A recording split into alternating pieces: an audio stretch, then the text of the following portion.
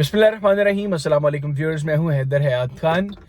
आज की इस वीडियो में बड़ी इंटरेस्टिंग चीज़ें हैं। मैं आपको बताऊंगा कि अनवारुल हक काकड़ साहब जो इस वक्त निगरान वज़ीर आज़म हैं, उनकी छुट्टी हो सकती है, और छुट्टी होने की वजूहात क्या हैं वो भी मैं आपको आगे चल के बताऊंगा। और फिर ये भी बताऊंगा कि कौन मुमकिन अगला निगरान वज़ीर आज़म हो सकता है, ये भी मैं आपको आगे चल के बताऊंगा। पहले तो आगाज़ में अनवारुल हक काकड़ साहब से तवक्कुआत ये थी कि काकड़ साहब बड़े बेहतरीन किस्म के एडमिनिस्ट्रेटर साबित होंगे, और काकड़ साहब इंतज़ामात को, मामलात को बहुत बेहतरीन तरीके से हैंडल करेंगे, क्योंकि उनकी जो एक इमेज बनी हुई थी वो यही थी कि काकड़ साहब बहुत एक्टिव हैं, काकड़ साहब बड़े ज़हीन हैं, बड़े इंटेलिजेंट हैं, और वो मामलात को बड़े बेहतर तरीके से हैंडल करने की सलाहियत रखते हैं। लेकिन काकड़ साहब ये भूल गए कि वो जब निगरान वज़ीर आज़म बने हैं तो उनको किसी पॉलिटिकल पार्टी के साथ खुद को उनकी ना सिर्फ एफिलिएशन होनी चाहिए, इनफैक्ट उनका बिहेवियर भी न्यूट्रल होना चाहिए। उनके बिहेवियर से ये तासुर जाना चाहिए कि काकड़ साहब की हमदर्दियाँ किसी पॉलिटिकल पार्टी के लिए नहीं है। सिमिलरली काकड़ साहब किसी पार्टी के खिलाफ नहीं है। लेकिन काकड़ साहब मुसलसल उनकी कुछ ऐसी उनके इंटरव्यूज़ के अंदर कुछ ऐसी बातें सामने आ रही हैं, कुछ ऐसे बयानात वो दे रहे हैं जो बड़े गैर ज़रूरी बयानात हैं, जो काकड़ साहब को नहीं देने चाहिए। सेकेंडली, इकनॉमिक फ्रंट पे काकड़ साहब बुरी तरह फेल हो गए। हर तरह से मामलात को कंट्रोल करने में काकड़ साहब बुरी तरह फेल हैं।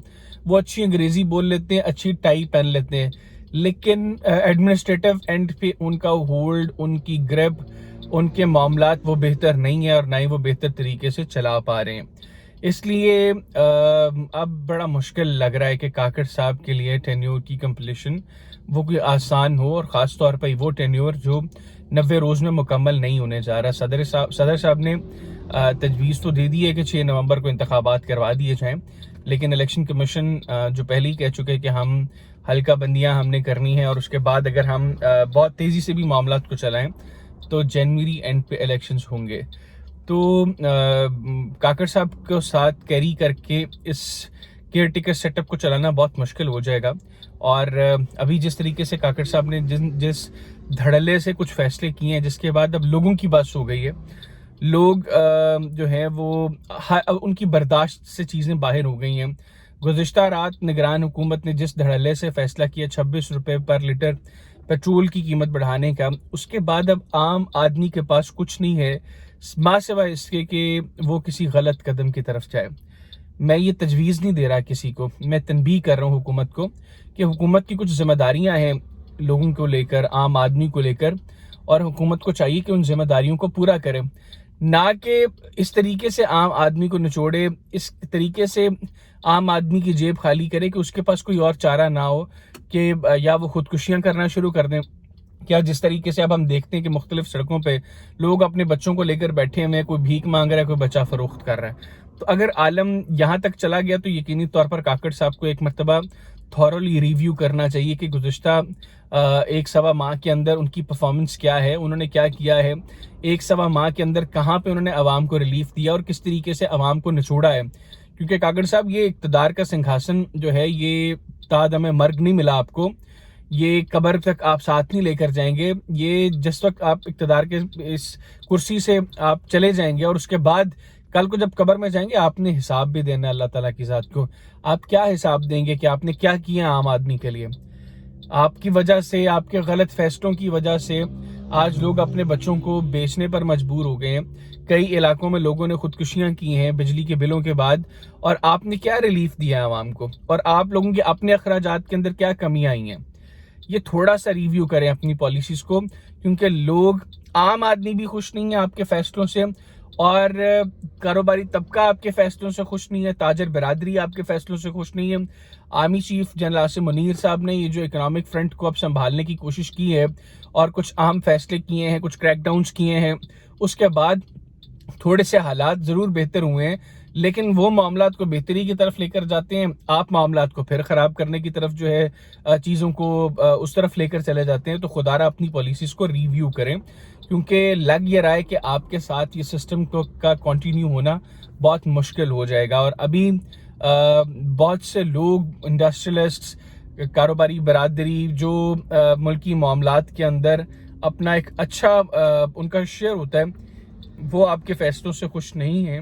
اور یہ میرا انالیسز ہے کہ آپ کے ساتھ اس کیئر ٹیکر سیٹ اپ کی کمپلیشن بہت مشکل ہو جائے گی، اور آپ کی اپنی کیبنٹ میں سے کوئی شخص اگلا نگران وزیر اعظم ہو سکتا ہے.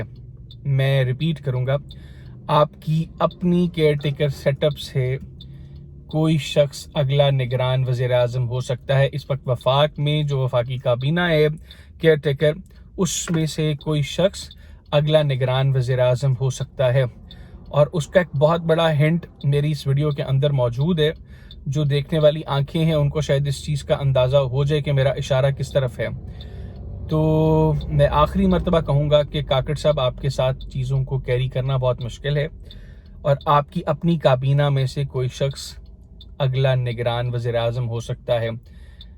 اور آپ کوشش کریے کہ وہ وقت آنے سے پہلے اپنے فیصلوں کو ریویو کریں، پاکستان کی عوام کے لیے سوچیں، پاکستان کی عوام کے حق میں فیصلے کریں، نہ کہ معاملات اگر آپ کے کنٹرول میں نہیں آ رہے تو اس کرسی سے چپکے رہنے کی خاطر آپ وہ فیصلے کرتے جائیں کہ جن سے پاکستانی عوام کا تو نقصان ہو ہی ہو، کل کو آپ کی آخرت بھی خراب ہو. تو اپنی آخرت بھی بچائیں، اس ملک، اس قوم کے حال پر بھی رحم کریں، اس کے لوگوں کے حال پر رحم کریں.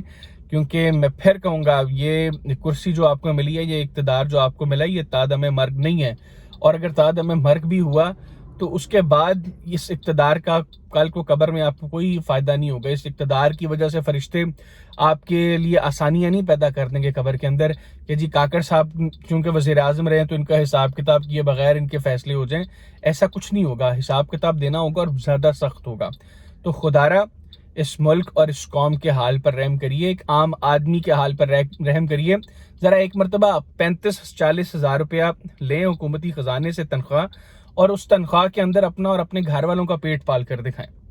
35-40 ہزار روپے کے اندر آپ اپنے اور اپنے گھر والوں کا پیٹ پال کے دکھائیں. اگر آپ ایسا کر لیں گے تو میں سمجھوں گا کہ انوار الحق کاکڑ سے بہتر شخص کوئی نہیں تھا جو پاکستان کو بطور وزیر اعظم جو ہے پاکستان کے معاملات کو کیری کر سکتا ہو.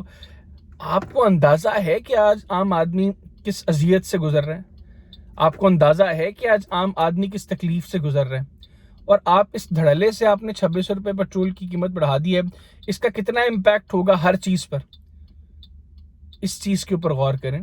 اور پھر میں کہوں گا، اگر آپ نہیں کریں گے تو آخرت تو خراب ہوگی سو ہوگی، دنیا میں بھی یہ جو آپ کو اقتدار ملا ہے، آپ کو عزت ملی ہے، یہ معاملات بھی آپ اینڈ تک کنٹینیو نہیں کر سکیں گے.